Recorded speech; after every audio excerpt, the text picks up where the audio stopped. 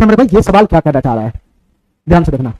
जैसे जैसे क्वेश्चन करा वैसे वैसे करो। m का m परसेंट, m का m परसेंट का मतलब m गुना का m परसेंट, m गुना का m परसेंट, ठीक है। चाहे तुम m गुना का m परसेंट बोलो, चाहे m गुना का m गुना का परसेंट बोलो, दोनों बात सेम है। m गुना का m परसेंट प्लस है मेरे भाई, प्लस है मेरे भाई n का n परसेंट, यानी n गुना का n परसेंट, n गुना का n परसेंट, ठीक है मेरे भाई, n गुना का n परसेंट। इसका वैल्यू किसके बराबर है मेरे भाई, इसका वैल्यू किसके बराबर है, इसका वैल्यू मेरे भाई 2%, 2% गुना का 2% इंटू m गुना का n के बराबर है, 2% इंटू m गुना n के बराबर है। इसका वैल्यू 2% इंटू m गुना n के बराबर है। तो m n का कितना प्रतिशत है, m n का कितना प्रतिशत है, ठीक है मेरे भाई, m n का कितना परसेंट है, m n का कितना परसेंट है, m n का कितना परसेंट है, ठीक है मेरे भाई।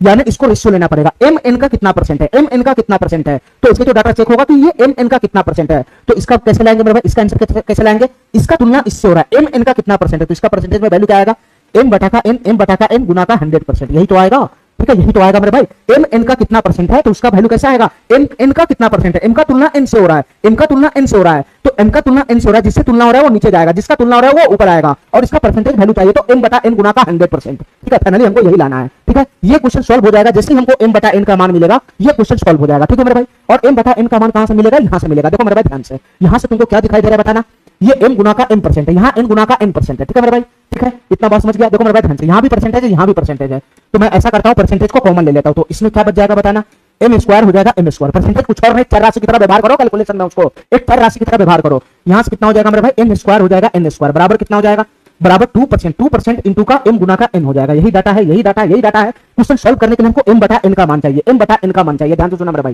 देखो ध्यान से, यहाँ भी परसेंटेज है, यहाँ भी परसेंटेज है, तो परसेंटेज से परसेंटेज समाप्त हो गया, परसेंटेज से परसेंटेज समाप्त हो गया, तो यहाँ क्या बच गया बताना मेरे भाई, यहाँ क्या बच गया, m स्क्वायर प्लस का n स्क्वायर हो गया, और इधर से 2mn बच गया, इसको मैं इधर फेंक दूंगा तो ये क्या बन जाएगा, माइनस का 2mn बराबर कितना हो जाएगा, 0 हो जाएगा, 0। तो तुम बताओ मेरे भाई, ये तो फार्मूला बन गया ना, ये तो फॉर्मेट बन गया a square plus b square minus 2ab का, ये तो फॉर्मेट बन गया a square plus b square minus 2ab का। तो ये रहेगा तो मैं क्या मानूंगा, a माइनस b का होल स्क्वायर, तो ये m माइनस n का होल स्क्वायर हो जाएगा, ये m माइनस n का होल स्क्वायर बराबर कितना हो जाएगा, 0 हो जाएगा, 0। स्क्वायर उधर चला जाएगा तो रूट 0 0 बनेगा, तो यहाँ से फाइनली कितना बनेगा बताना मेरे भाई, ये m माइनस n बराबर 0 हो जाएगा, तो m बराबर कितना बन जाएगा, n बन जाएगा n, m बराबर n बन जाएगा। तो तुम बताओ मेरे भाई, मैं इसको गुना में 1 लगा दूंगा, तो यहाँ से बताना मेरे भाई, यहाँ से बताना मेरे भाई, यहाँ से बताना, अगर मैं m बराबर n गुना का 1 लगा दूंगा तो यहाँ से बताना मेरे भाई, m बटा n का वैल्यू कितना आएगा, m बटा n का वैल्यू कितना आएगा, n को मैं इधर खींच लूंगा तो m बटा n का वैल्यू आएगा 1, m बटा n का वैल्यू कितना आएगा 1, और क्वेश्चन सॉल्व करने के लिए हमको m बटा n का ही मान चाहिए था, तो m बटा n का वैल्यू कितना आया, 1 आया, 1। तो इसका आंसर हो जाएगा 1 गुना का 100%, यानी फाइनली कितना आंसर बन जाएगा, 100% बन जाएगा, 100%। तो इसका आंसर कितना बन जाएगा मेरे भाई, 100% बन जाएगा, 100%,